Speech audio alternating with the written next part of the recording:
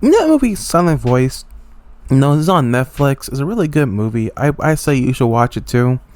But I want to get into some shit about it. No, a little warning ahead. This is gonna be semi-ranty and about Silent Voice overall, about two characters I don't like at all. And note, this is just coming from a pure emotional standpoint. This is just opinionated. This is not objective. So don't give me some 20 paragraph quasi video essay saying that I don't understand what the whole message is and I'm lacking, I'm not intelligent.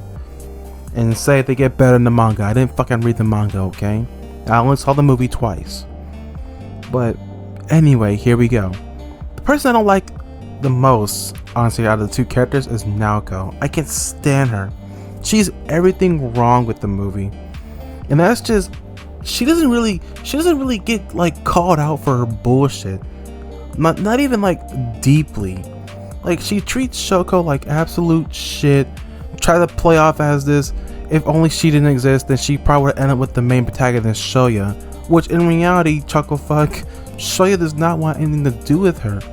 Even when she's practically throwing herself on him, he's just like, I don't want you. You fucking make my skin crawl. No, not beat for beat, but that's pretty much the vibe I got from it. And I just don't like her from those, like every time she's on screen, I don't like her. Like the only genuine moment was she was just actually being like all like blushy and shit when they went to that cat cafe. That's like the only good moment for me. And everything else is a downhill slope because she just becomes this most unredeemable character in my eyes. Treats Shoko like shit, just said that everything's her fault, and especially like the fucking hospital scene when she just started manhandling her shit. I'm just like, are you beating up a deaf girl who just recently tried to off herself? What kind of evil is this?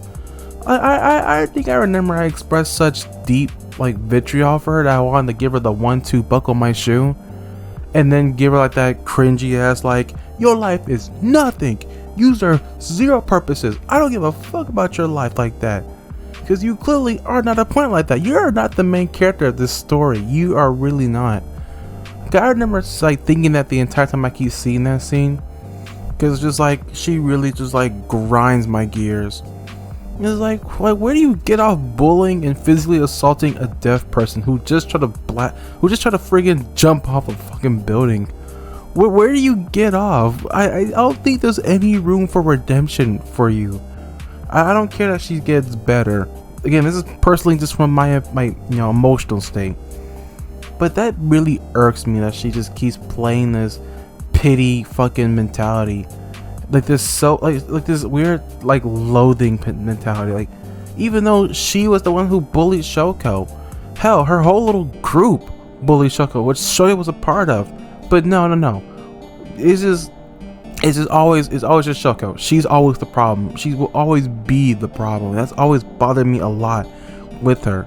Especially afterwards, where she was just like, yeah, this is why Shoya doesn't have no friends. It's like, I'm sorry, you guys are fake as fuck. All of you. Everyone in that group is fake. They left Shoya out to dry after he got in trouble. So don't put that on Shoko. Like, Shoko did nothing. If you guys were some real friends, you would have stayed with him, regardless of what happened. But that ain't the case now, is it?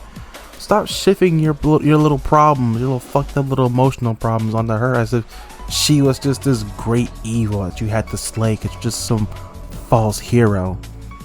God, I think every time I keep seeing Naoko, I feel such intermediate violence towards her. Like I said, I wanted to give her the 1-2 buckle my shoe.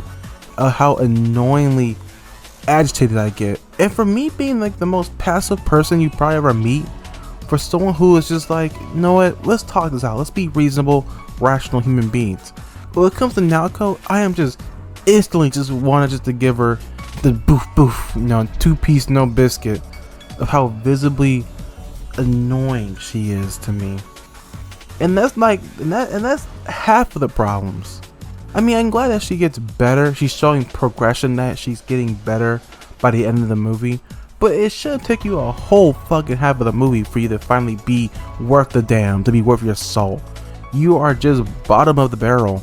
I have seen anime villains be more likable than this. I have seen My Story animated characters be forgiving and more likable than Naoko. And I'm saying something why I chose a fucking content farming channel that makes cute animations with a demographic towards females that has more likable characters. What the fuck? But that's not even like here or there. I think another one is Miki, just like the blonde silver hair chick. She bothers me a lot, mainly because her ass, though not part of the bullying entirely, her ass is always playing this fucking victim mentality, as if everything is always targeted towards her, as if she's always this little frail little thing. And I'm like, no, you're not.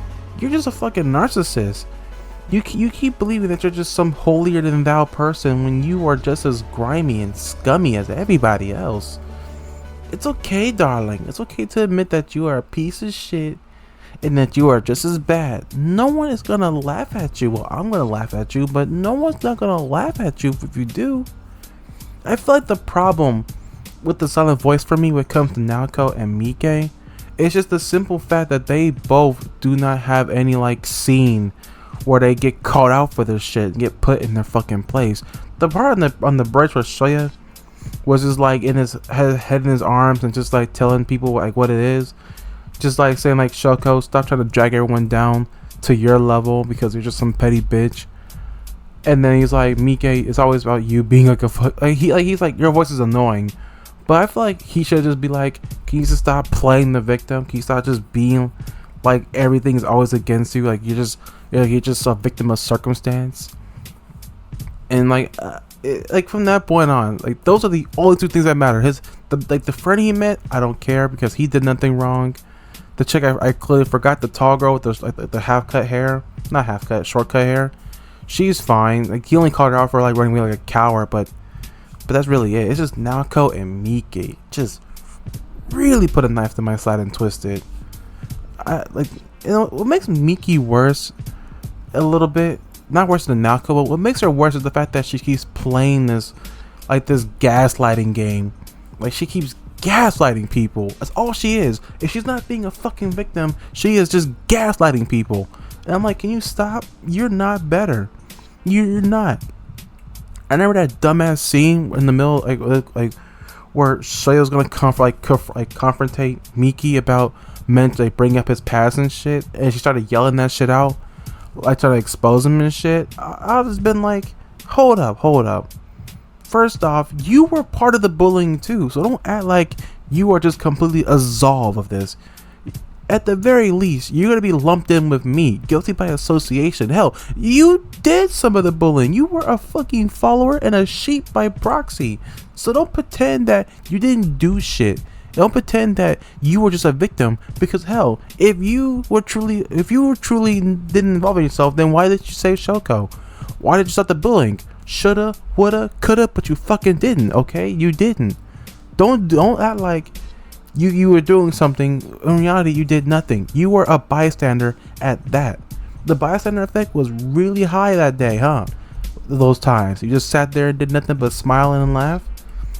God damn, you're so annoying.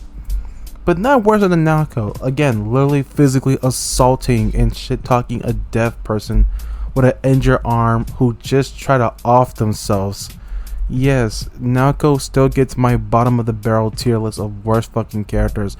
And this is me, the guy who likes watching shitty animes and shit, who likes shit, but Naoko is just below shit. It's below. I want to grind her off my boot how annoying she is. My literal shit kickers of boots of like how visibly mad I get with her. But I think I'm done ranting. This shit got on for too long. I just wanted to talk about that movie again. I mean, let me give some positive right quick. Let me make some positive notes of it. I think the movie is like aesthetically pleasing to the eyes. It's visually nice. I love the music and how it's portrayed and played out. I love the visuals. I love the coloring. It feels like the place in Silent Voice is like a place I wish I could live in. Like if I were got isekai or if I found it in real life Japan, like that'd be like the first place I wanted to go visit and like go sightsee. I love the characters besides the two that I read about in this video, Shoya, Shoko, Yuzuru, and everyone else in between. It's very beautiful and well thought out. I love the designs. They're very unique. And it's not because I watch a lot of vines about animes and they have their own edits, so I've seen them enough to know who they are. It's just simply the fact that they're half of them you could recognize them from like a mile away by silhouette alone. You just don't simply just forget a face, let alone a body type. I think Song of West was a beautiful journey, especially like the very first time I watched it. It was very beautiful. Hell, even I cried, and I tried so hard not to cry. Being a stigma male, you don't cry over anime shit. You cry over like losing a 50-50 in a gacha game. But that's gonna be it. Oh wait, fuck! I forgot one more thing. A slight early announcement. Prepare yourself for Saturday, because me and a special little surprise guest will be doing a Danganronpa all the games chapter, all the game trials tier list. We're still working out the kinks as it is, but we might do all of it in one, or we might do like a little like parters, depending how long the live stream goes. We're gonna live stream our opinions and thoughts about it. There, now I can finally get that. I can finally take that off my back burner of making that Danganronpa tier list again, proper, and now I actually have a proper person who could do it with me. My personal friend that I keep mentioning in the videos. So it's gonna be fucking awesome. Just you wait. It's gonna be worth the watch. It's gonna probably be full of bad jokes and awkward cringe, but I'm telling you, once it pops off, it's gonna pop off. Like I said, I'm still working the kinks out on figuring out how we're gonna do it. I think we couldn't debate whether or not it should be a 3-parter or not. I think it's depending on how long it's been going on. I think it's been longer than an hour and we still haven't finished like the first game. Then it'll probably just be like a 3-parter. Or probably a 2-parter, depending on how we think about the opinions or how long it goes on. But my plan is trying to get it all done at once, or whatever, how long it is. But that's gonna be it. So if you're excited for that, please stay tuned when it happens. The date is gonna be Saturday, maybe around the noonish. I haven't had like a direct time yet, but I will post it in the community post when it happens. So please stay tuned and like, comment, subscribe, shill, the usuals. But until then, I have been your lovely host of the most, and until then, I bid you adieu.